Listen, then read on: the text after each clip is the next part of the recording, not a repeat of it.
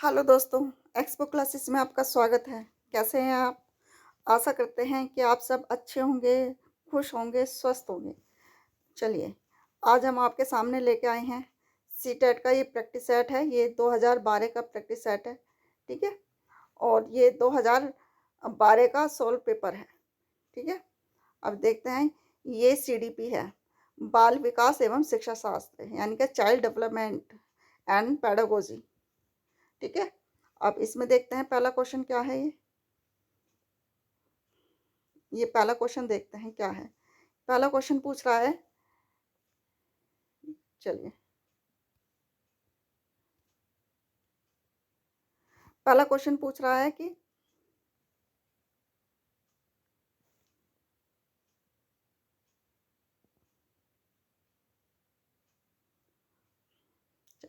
चलिए, बच्चों द्वारा की जाने वाली त्रुटियों के संबंध में निम्नलिखित में से कौन सा कथन सत्य है।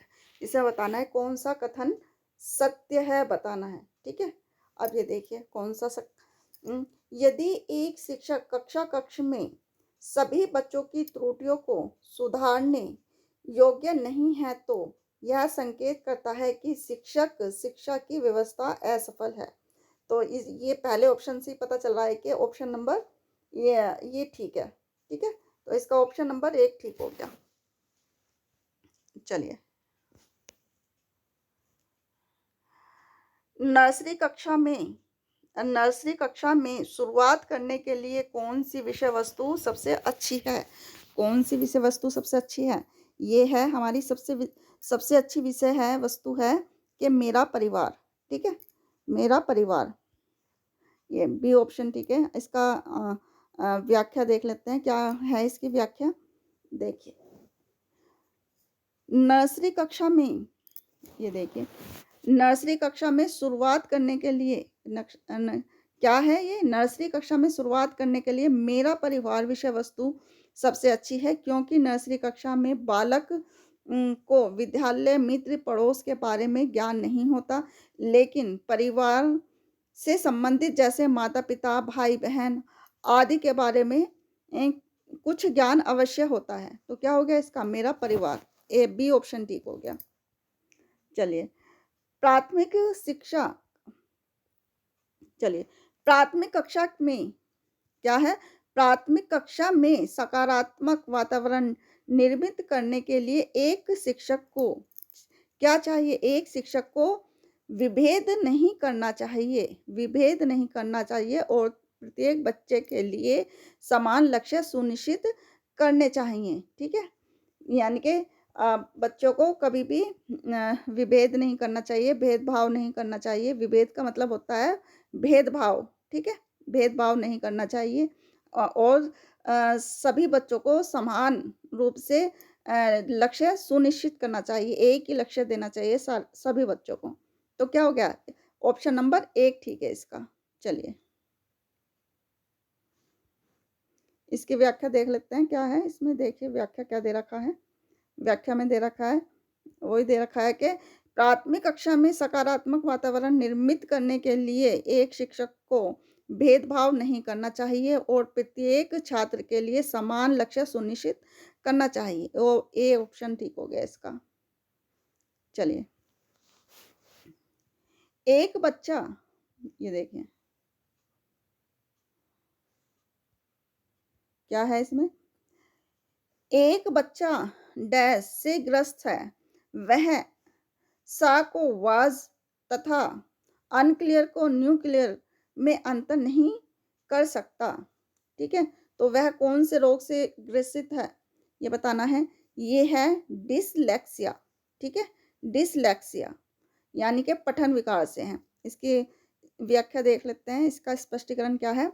डिसलेक्सिया एक प्रकार का अधिगम संबंधी विकार है जिसमें बालक शब्दों को पढ़ने में कठिनाई अनुभव करता है और जिससे बालक अक्षरों का क्रमशः निर्धारित नहीं कर पाता।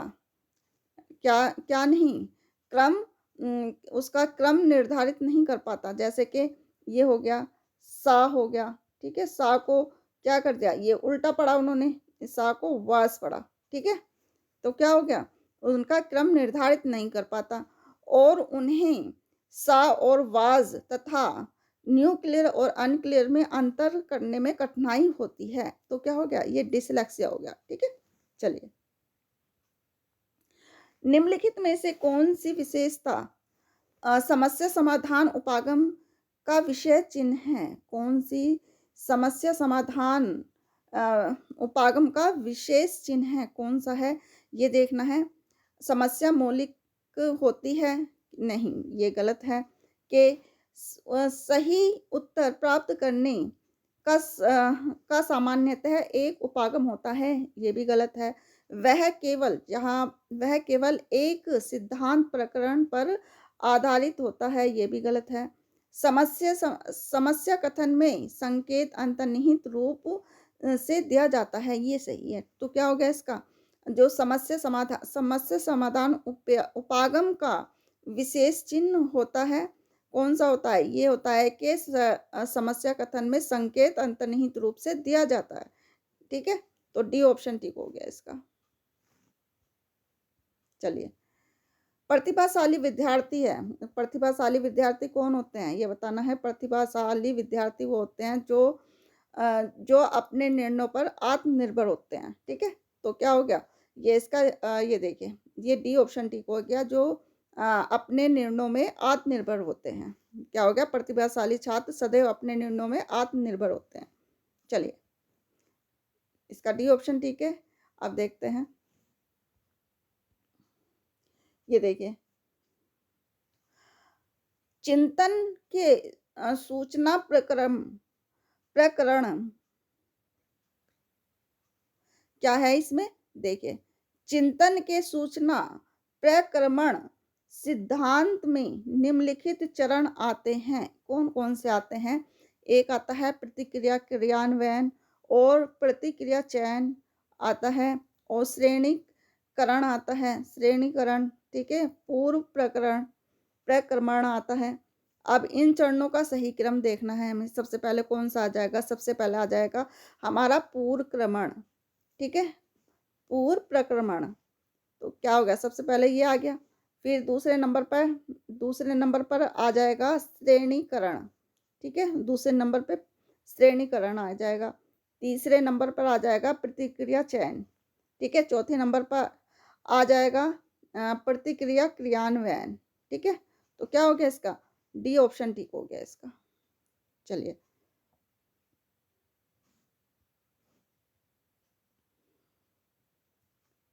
ये देखिए, सीखने सीखने संबंधी निर्योग्यता सामान्यतः क्या है? सामान्यतः क्या होता है? औसत से श्रेष्ठ बुद्धिलब्धि वाले बच्चों में पाई जाती है? नहीं। ये निर्योग्यता क्या होती है? ये देखना है। लड़कियों की तुलना में अधिकतर लड़कों में पाई जाती है, ये भी गलत है। अधिकतर उन बच्चों में पाई जाती है जो शहरी क्षेत्रों की अपेक्षा ग्रामीण क्षेत्रों से संबंध रखते हैं, ये भी गलत है। उन बच्चों में पाई जाती है जो विशेषतः किन बच्चों में पाई जाती है? उन बच्चों में पाई जाती है विशेषतः जिनके पैतृक अभिभावक इस प्रकार की समस्या से ग्रसित हैं, ठीक है? डी ऑप्शन ठीक है। ये एक क्या है? पैतृक बीमारी है जो मतलब पीढ़ी दर पीढ़ी चलती रहती है। ये देखिए, इसका व्याख्या देख लेते हैं क्या है? सीखने संबंधी निर्योग्यता वंशानुगत चलने वाली प्रक्रिया है, ठीक है? वंशानुगत यानी कि एक पीढ़ी से दूसरी पीढ़ी में चलती जाती है। सीखने संबंधी निर्योग्यता सामान्यतः उन बच्चों में पाई जाती है विशेषतः जिनके पैतृक अभिभावक या कोई भी उनके परिवार में से कोई भी व्यक्ति इस समस्या से ग्रसित होता है, ठीक है? तो क्या हो गया इसका? डी ऑप्शन ठीक है इसका। चलिए, देखिए, मोनिका गणित की शिक्षिका है। मोनिका गणित की शिक्षिका है। राधिका से एक प्रश्न पूछती है। राधिका से कोई उत्तर न मिलने पर वह तुरंत मोहन से दूसरा उत्तर पूछती है। जब उसे महसूस होता है कि मोहन उत्तर बताने में संघर्ष कर रहा है तो वह अपने प्रश्नों के शब्दों को बदल देती है। मोनिका की यह प्रवृत्ति यह प्रदर्शित करती है कि वह क्या कर रही है, कि वह ये कि वह मोहन का पक्ष लेकर लिंग भूमिकाओं में रूढ़िबद्धता को बढ़ावा दे रही है। ठीक है? तो क्या हो गया इसका? कि रूढ़िबद्धता को बढ़ावा दे रही है इसमें। ठीक है? चलिए, इसका ऑप्शन नंबर क्या ठीक हो गया? इसका ऑप्शन नंबर सी ठीक हो गया। चलिए, देखिए, सीखने के लिए आकलन सीखने के लिए आकलन निम्नलिखित का ध्यान रखता है सिवाय किसके? सिवाय विद्यार्थी की आवश्यकता के। ठीक है? विद्यार्थी की क्षमता का भी ध्यान रखता है, विद्यार्थी की त्रुटियों का भी ध्यान रखता है, विद्यार्थी की अधिगम शैली का भी ध्यान रखता है, लेकिन विद्यार्थी की आवश्यकताओं का ध्यान नहीं रखता। तो क्या है इसमें? सिवाय विद्यार्थी की आवश्यकताओं के। तो बी ऑप्शन ठीक हो गया इसका। चलिए,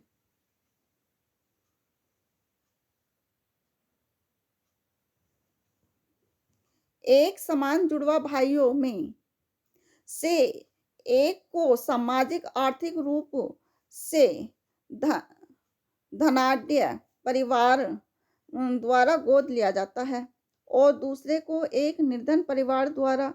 1 वर्ष के बाद उनके बुद्धि लब्धांक के बारे में निम्नलिखित में से क्या अवलोकित होने की सर्वाधिक संभावना है? यह बताना है।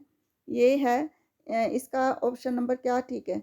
इसमें देखते हैं, दोनों दोनों समान रूप से अंक प्राप्त करते हैं। धनी सामाजिक आर्थिक परिवार वाले लड़के की अपेक्षा निर्धन परिवार वाला लड़का अधिक अंक प्राप्त करता है, या सामाजिक आर्थिक स्तर बुद्धि लब्धांक को प्रभावित नहीं करता। ये ठीक है, इसका सी ऑप्शन ठीक है, क्योंकि ये जो सामाजिक आर्थिक स्थिति है वो बुद्धि लब्धांक को प्रभावित नहीं करता है। ठीक है? सी ऑप्शन ठीक हो गया इसका। चलिए,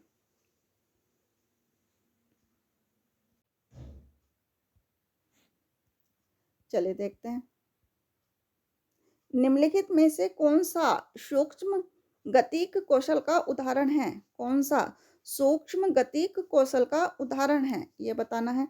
ये है, देखिए, इसमें देखिए जरा क्या है। ये है दौड़ना, चढ़ना और फुदकना। ये क्या है? ये सूक्ष्म गति कौशल का उदाहरण नहीं है। ठीक है? लेकिन लिखना सूक्ष्म गति कौशल का उदाहरण है। ठीक है? ये क्या है? ये है स्थूल गति कौशल के उदाहरण है।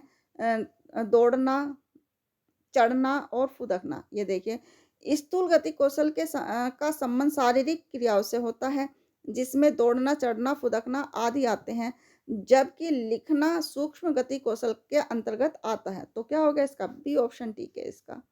चलिए, वाइगोत्स्की के सिद्धांत का निहितार्थ है। क्या है? वाइगोत्स्की के सिद्धांत का निहितार्थ है, ये है क्या है? सहयोग समस्या समाधान। ठीक है? सहयोगात्मक समस्या समाधान। चलिए, तो ये सहयोगात्मक क्या बताया है? ये बताया गया है इसमें बताया गया है, इसकी व्याख्या देख लेते हैं। वाइगोत्स्की के अनुसार ज्ञान बाह्य वातावरण में स्थित तथा सहयोगी होता है। ठीक है? क्योंकि जो जो वाइगोत्स्की ने बाह्य वातावरण के ज्ञान को महत्व दिया है। तो इसमें क्या है? बाह्य वातावरण में स्थित तथा सहयोगी होता है, अर्थात ज्ञान विभिन्न व्यक्ति एवं वातावरण जैसे वस्तुओं, औजार, किताबों, मानवीय निर्मित इत्यादि तथा समुदाय जिनमें व्यक्ति रहता है के में वितरित होता है। ठीक है? यह सिद्धांत सुझाता है कि दूसरों के साथ अंतःक्रिया तथा सहयोगात्मक क्रियाओं के द्वारा जानने की प्रक्रिया गुणात्मक रूप से श्रेष्ठ होती है। तो क्या हो गया इसका? डी ऑप्शन ठीक है इसका। चलिए,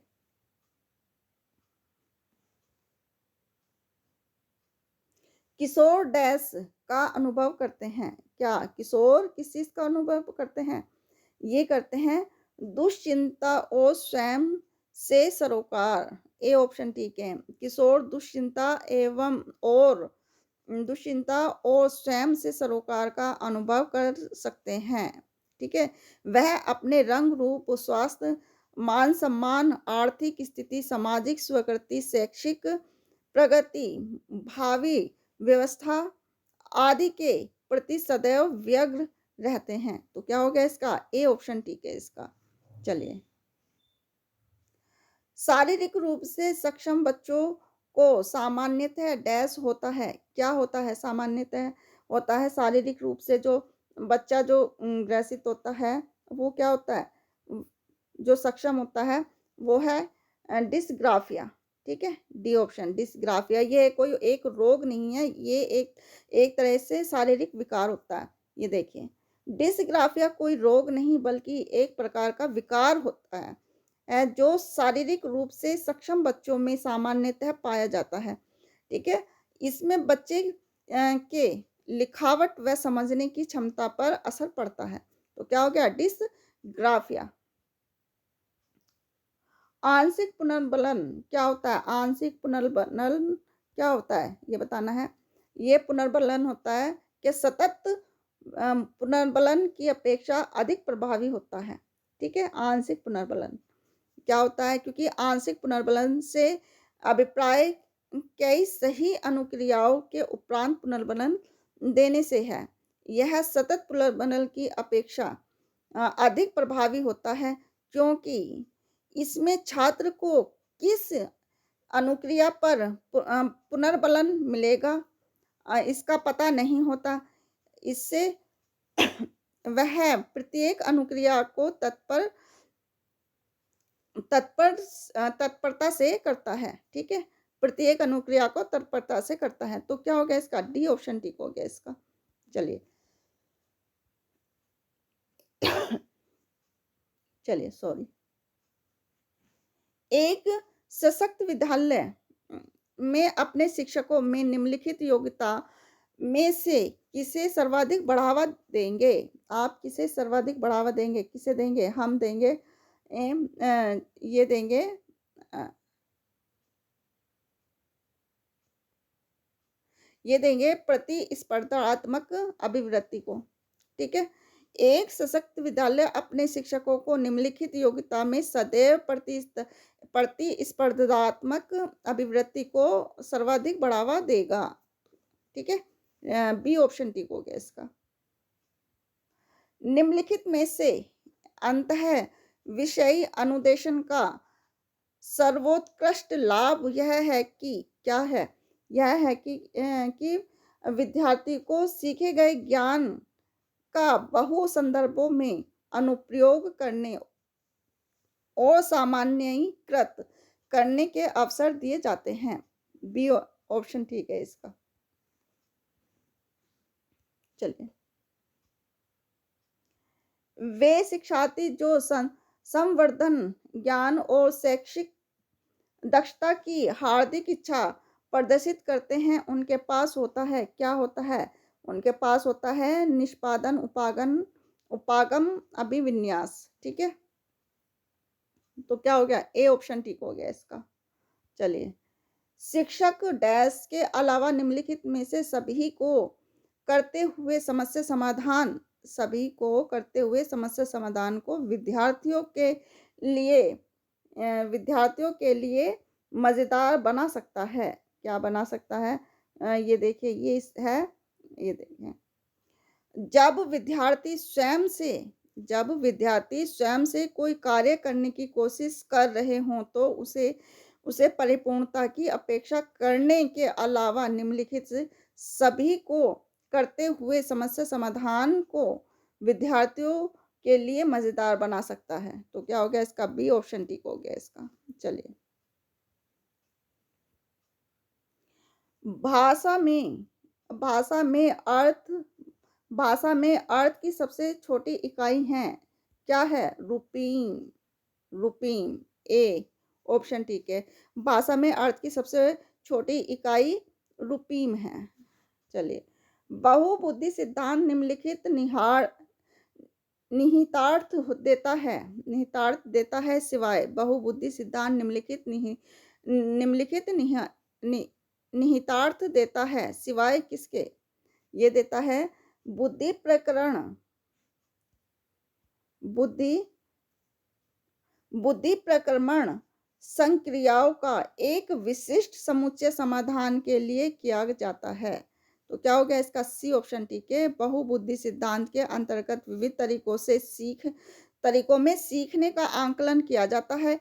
यह किसी भी प्रकार से संवेगात्मक बुद्धि लब्धि से संबंधित नहीं है। बहुबुद्धि के बहुबुद्धि के विषयों को विभिन्न तरीकों से प्रस्तुत किया जा सकता है। ठीक है? क्योंकि बुद्धि बहुत कई प्रकार की होती हैं। ठीक है? तो क्या हो गया इसका? सी ऑप्शन ठीक है। निम्नलिखित में से कौन सा सीखने के लिए अधिकतम रूप में अभिप्रेरित करता है? सीखने के लिए अधिकतम रूप में प्रेरित करता है, कौन सा करता है? ये करता है कि लक्ष्यों को प्राप्त करने में व्यक्तिगत संतुष्टि। ठीक है? क्या हो गया? लक्ष्यों को प्राप्त करने में व्यक्तिगत संतुष्टि सीखने में अधिकतम रूप से अभिप्रेरित करता है। ठीक है? अब ये देखिए बुद्धि लब्धांक सामान्यतः डैश रूप में शैक्षिक निष्पादन से संबंधित होते हैं। किससे होते हैं? ये होते हैं उच्च। जो बुद्धि लब्धांक सामान्यतः उच्च रूप से शैक्षिक निष्पादन से संबंधित होते हैं। तो क्या हो गया? ए ऑप्शन ठीक हो गया इसका।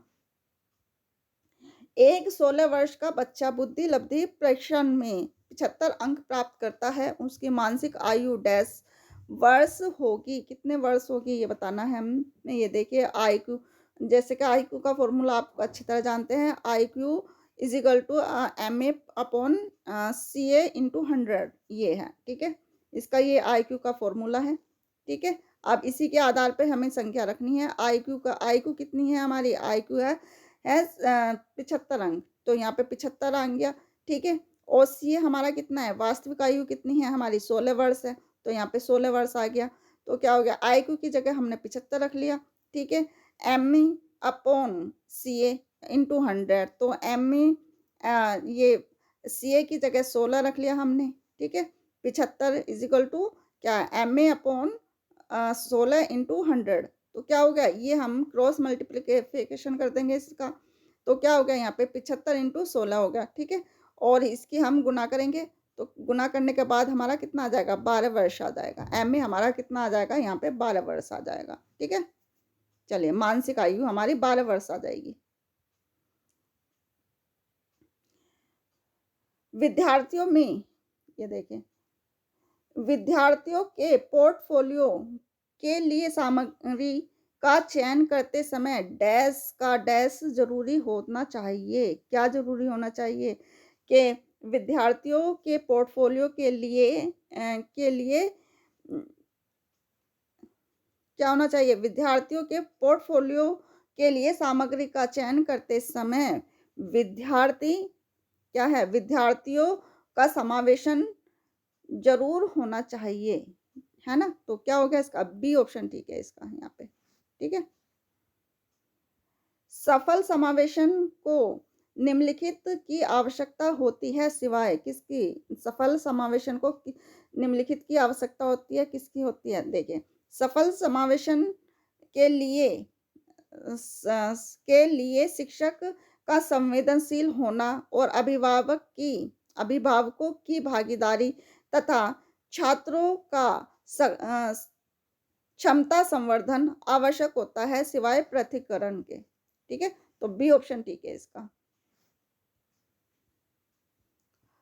विद्यालय में लिंग भेदभाव से बचने का सर्वोत्तम तरीका हो सकता है। कौन सा हो सकता है? ये सर्वोत्तम तरीका हो सकता है कि शिक्षकों द्वारा अनेक लिंग पक्षपात पूर्ण व्यवहारों का अधिसंज्ञान। ठीक है? ए ऑप्शन ठीक है इसका।